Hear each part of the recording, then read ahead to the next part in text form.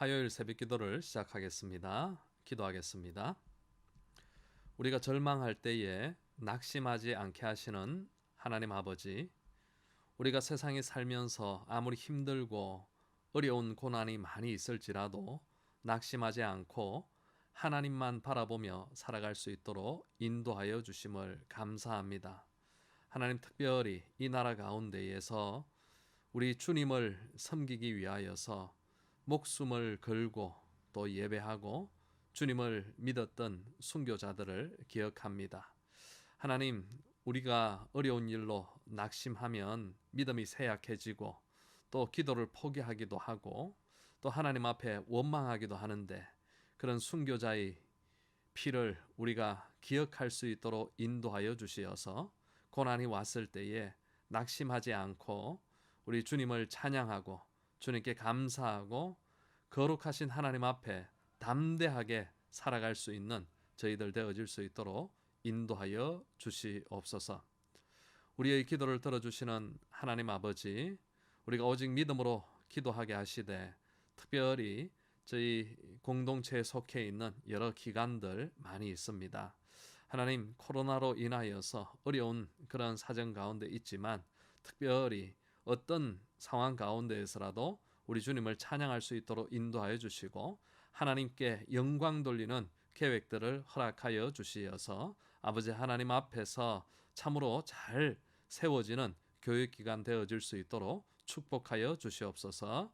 주신 그런 학생들 모두 다 기억하여 주시고 자녀들 믿음이 성장할 수 있도록 인도하여 주시고 또한 교사들 아버지 하나님께서 능력과 지혜가 충만하게 인도하여 주시옵소서.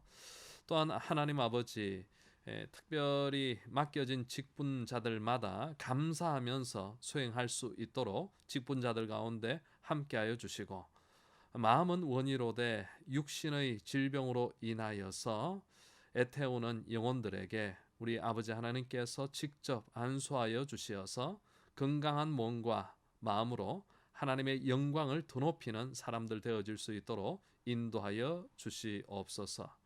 우리가 날마다 성령의 충만함을 받아서 허탄한 생각을 버리고 오직 하나님께로만 가까이 나아갈 수 있는 저희들의 인생 되어질 수 있도록 축복하여 주옵소서. 오늘도 하나님 안에서 승리하게 하여 주실 줄 믿사옵고 예수님 이름으로 기도하옵나이다. 아멘. 왕이신 나의 하나님 찬양하겠습니다. 왕이신 나의 하나님, 내가 주를 높이고 영원히 주의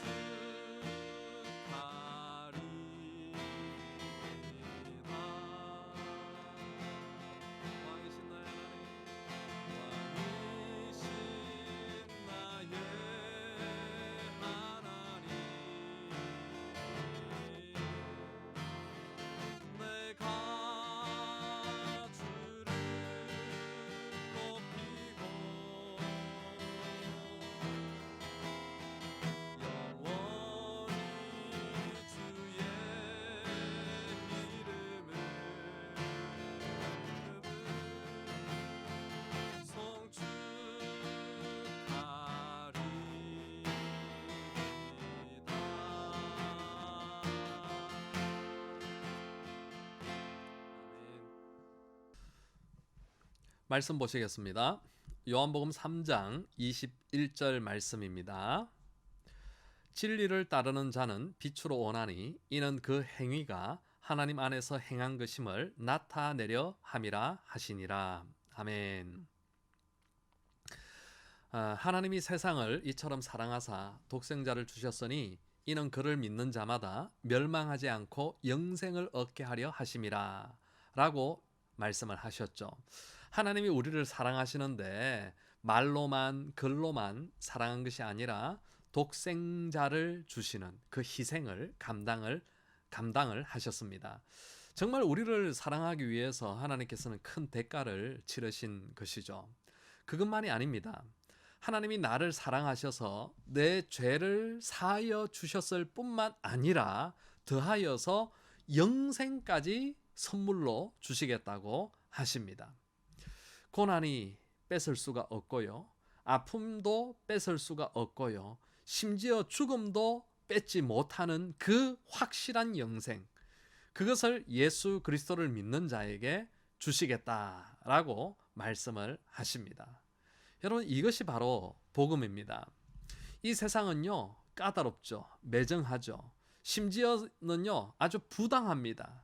말도 되지도 않는 그런 기준을 들어서 차별을 일삼지만 하나님은요, 어떤 사람도 차별하지 않으시고 믿음으로 반응하는 모든 자에게 귀한 영생의 복을 주시기를 기뻐하십니다.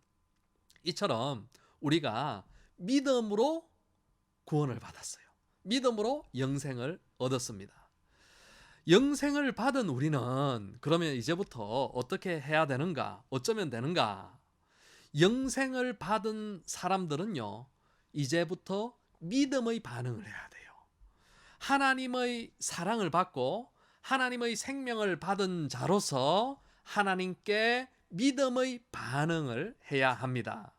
무슨 이야기냐면은 예수 믿고 구원을 받았으면 삶이 바뀌어야 된다는 거예요. 믿음의 반응을 한다. 이 말은 삶이 바뀌어야 된다. 변화해야 된다 하는 겁니다. 구원을 받고 나니까 내가 괜찮은가 보네요. 내가 구원을 받은 이유가 뭐 좀 다른 사람들보다 착하고 좀 쓸모가 있었나 보네요. 여러분, 그런 공로의식은요, 믿음의 반응이 아닙니다.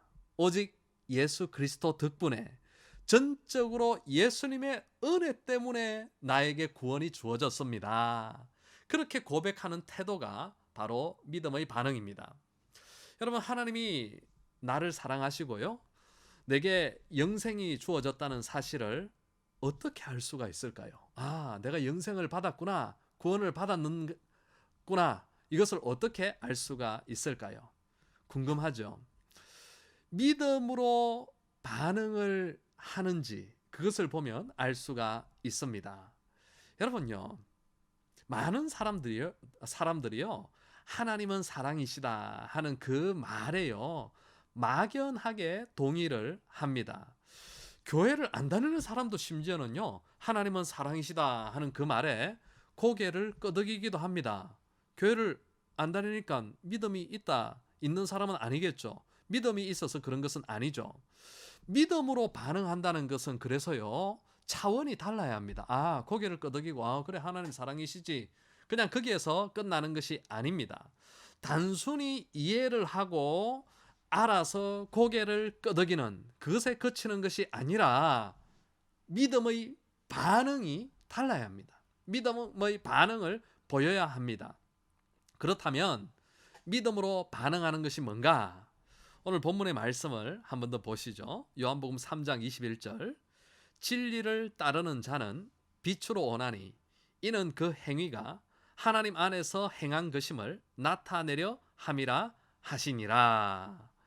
여러분, 진리를 따르는 자는 이렇게 시작을 하죠. 진리를 따른다 하는 것은요, 하나님의 사랑을 받아서 구원을 받은 사람을 말하는 겁니다. 그러니 진리를 따르죠. 그런 사람들에게는요, 빛으로 오나니, 즉 빛이 나타나요.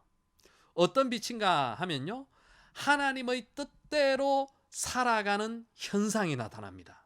즉 믿음으로 반응하는 그런 현상이 나타납니다. 여러분, 믿음으로 살면요, 무언가를 내려놓아야 하는 그런 순간이 오게 되어 있습니다. 그때 믿음으로 반응을 해야 합니다. 여러분, 도무지 미래가 또 이렇게 해서는 도저히 그림이 그려지지가 않는데 오직 주님만을 신뢰하면서 맡겨야 되는 그런 순간이 올 때도 있습니다.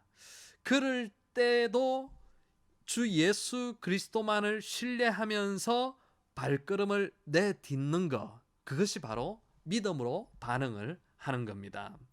그런데 사람들이 그 믿음이라는 것에 지적으로만 그래 하면서 동의를 하고 막상 믿음으로 발을 내딛는 것, 믿음으로 반응하는 일에는 주저하는 경우가 많습니다. 도대체 왜 그럴까요?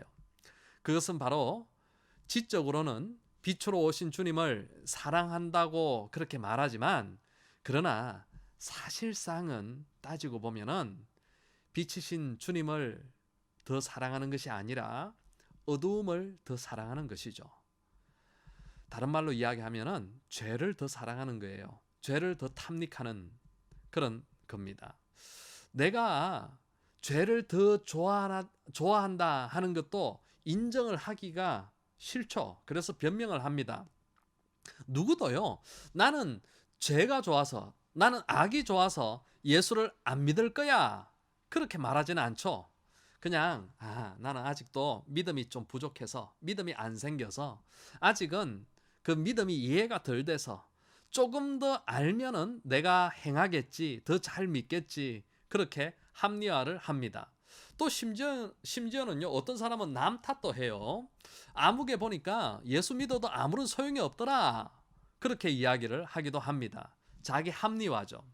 아니면 어떤 사람들은 또 이런 이야기도 해요. 하나님이 저 사람에게 해주신 것처럼, 저 사람에게 은혜를 많이 베풀어 주신 것처럼 내게 그런 은혜를 베풀어 주시면 나도 그런 특별한 체험을 하면은 믿음으로 반응하며 살 텐데, 그런 이야기를 하기도 합니다. 변명입니다. 물론요, 하나님께서는 우리 체질이 얼마나 약한지 아시기 때문에 때로는 눈에 보이는 그런 체험을 통해서 우리의 믿음을 격려해 주시기도 합니다. 하지만 성경에 보면요, 놀라운 기적을 보고도, 체험을 하고도 여전히 못 믿는 사람들의 이야기가 수없이 많습니다. 심지어는요, 기적을 보니까 오히려 그 기적을 보고 예수를 쫓아내고 죽이려고 하는 그런 사람들도 있습니다. 결국에 사람들이 믿음으로 반응을 하지 않는 것은 체험이 부족해서가 아니에요. 그럼 왜 그런가? 바로 어두움을 더 사랑해서 그렇습니다. 정직하게 말해서 하나님보다 다른 것을 더 사랑하기 때문에 그렇습니다. 그러니 말씀의 거울 앞에서 내가 믿음으로 반응하지 않는 이유를 직시를 해야 합니다.